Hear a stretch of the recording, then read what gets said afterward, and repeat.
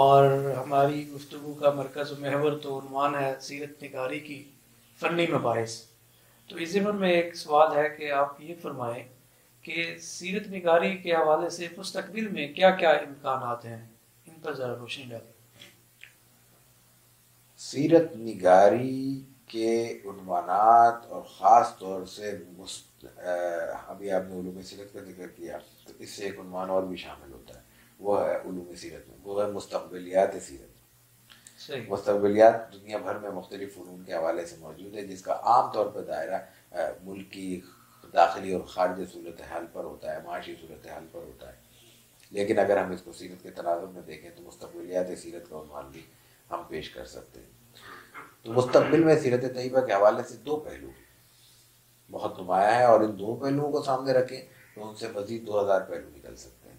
ایک تو بڑا کامن عنوان ہے، دیکھیے قرآن کریم نبی کریم علیہ الصلوۃ والتسلیم کو کس انداز میں پیش کرتا ہے، لقد کان لکم فی رسول اللہ اسوۃ حسنہ۔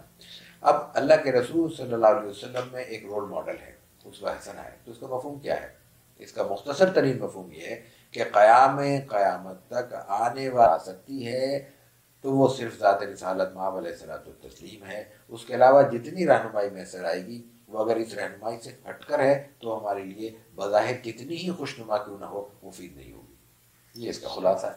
اب یہ بات کہ عہد نبوی سے لے کر قیامت تک کے ہر فرد کے لیے اسوہ حسنہ ہے، اور ذات رسالت مآب علیہ الصلوۃ والتسلیم کی ذات میں ہمارے لیے رہنمائی ہے، تو اس کا مفہوم یہ ہوا کہ پھر یہ رہنمائی تسلسل مانگتی ہے، دوام مانگتی ہے، تو یہ تسلسل اور دوام ہی سیرت کے مستقبلیات ہیں، اس لیے کہ وقت گزرنے کے ساتھ ساتھ انسانیت کے مسائل میں تو اضافہ ہوگا، جو اضافہ ہوگا، جو نئی مشکلات پیش آئیں گی، اسی تناسب سے، اسی ترتیب سے ہمارے سامنے سیرت کی رہنمائی کے دائرے مزید وسیع بھی ہوتے چلے جائیں گے، اور دائروں کے اوپر دائرے کھنچتے چلے جائیں گے۔ آج ہم جن حالات میں موجود ہیں، یہ کرونا کے وبائی حالات ہیں جو پوری دنیا کو اپنی گرفت میں لیے ہوئے ہیں، بلکہ اس طرح گرفت میں لیے ہوئے ہیں کہ عملی زندگی بہت سے حوالوں سے معطل ہو کر رہ گئی ہے، اور اس کے فیز ہیں، ہم دوسرے فیز سے گزر رہے ہیں۔ پہلے فیز میں جو نقصانات ہو چکے ہیں دنیا میں، اس کا ڈیٹا آ چکا ہے، اس کی تفصیلات سامنے آ رہی ہیں۔ اب یہ وبائی صورت پوری دنیا کو پہلی بار پیش آئی ہے، وبائی سے پہلے بھی بہت پھیلی ہیں، بہت سے ہمارے اشکالات اور سوالات اسی کے گرد گھومتے ہیں کہ ایسا پہلے کیوں نہیں ہوا۔ یہ نیچرل ہے، فطری طور پر انسان جب کسی سوال کا پہلی بار سامنا کرتا ہے تو اس نوعیت کے سوالات ذہن میں ابھرتے ہیں، لیکن جب ہم نے اس کو غور کیا، اس پہ بارے میں سیرت طیبہ سے رہنمائی حاصل کرنے کی کوشش کی، تو بہت سے سوالات ہمارے حل ہوئے۔ ایک سوال یہ پیدا ہوا تھا کہ اس میں توکل کا کیا معاملہ ہے، سیرت سے بڑا مسئلہ حل ہوا کہ احتیاط کرنی ہے، یہی توکل کا راستہ ہے، یہی رسول اللہ صلی اللہ علیہ وسلم کی سیرت کا راستہ ہے۔ تو اس نوعیت کے سوالات کو جب ہم ایڈریس کرتے ہیں، ان اشکالات کو، مسائل کو ایڈریس کرتے ہیں، تو ہمیں سیرت طیبہ سے اگر ہم تلاش کرنا چاہیں تو رہنمائی مل سکتی ہے۔ بات صرف دو چیزوں کی، ضرورت صرف دو چیزوں کی، ایک اپنے ویژن کو وسیع کرنے کی، اور سیرت سے استفادے کی خواہش کو پختہ اور بیدار کرنے کی۔ ہمارے ذہنوں میں اگر یہ خواہش ہی نہ ہوگا ہم سیرت سے کچھ حاصل کرنا چاہتے ہیں، ظاہر ہے کہ ہم کیسے استفادہ کریں گے؟ اور پھر خواہش ہو لیکن ہمارا ویژن براڈ نہ ہو تو بے سیرت کی معلومات ہماری گرفت میں نہیں آ سکی، محنت تو کرنی ہوگی۔ تو ایک تو قیامت تک جتنے مسائل پیش آئیں گے وہ ہر عنوان سیرت کا مستقبل ہے، وہ ہر عنوان سیرت کا عنوان ہے۔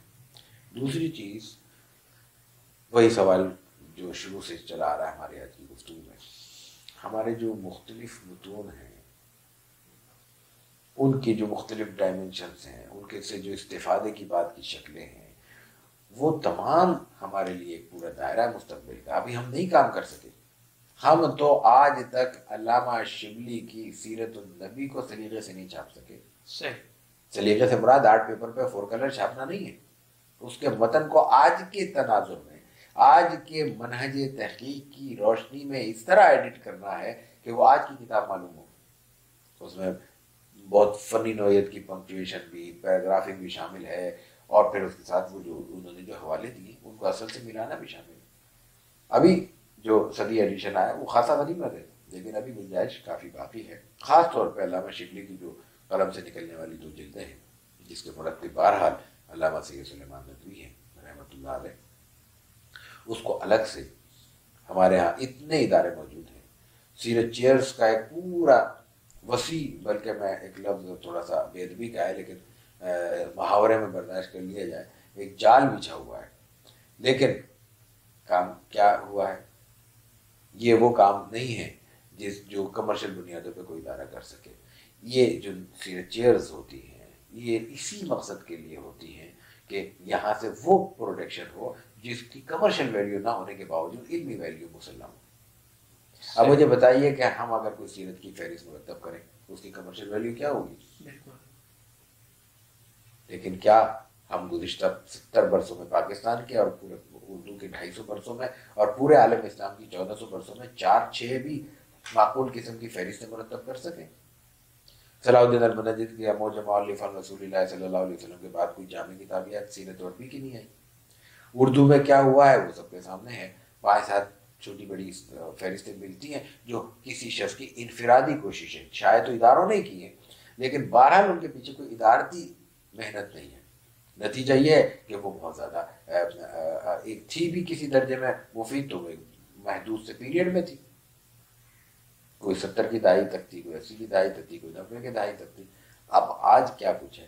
آج کے محتاط اندازے کے مطابق اردو میں جو سیرت کی کتب موجود ہیں ان کی تعداد 10,000 سے زائد ہے.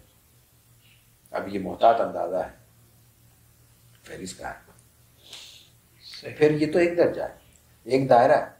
اب یہ جو سیرت کی کتابیں اتنی لکھی گئی ہیں ان میں ان کی درجہ بندی کیا ہے؟ ان کا درجہ استناد کیا ہے؟ ان میں نقد کے پہلو کیا ہیں؟ ان میں تجزیے کے پہلو کیا ہیں؟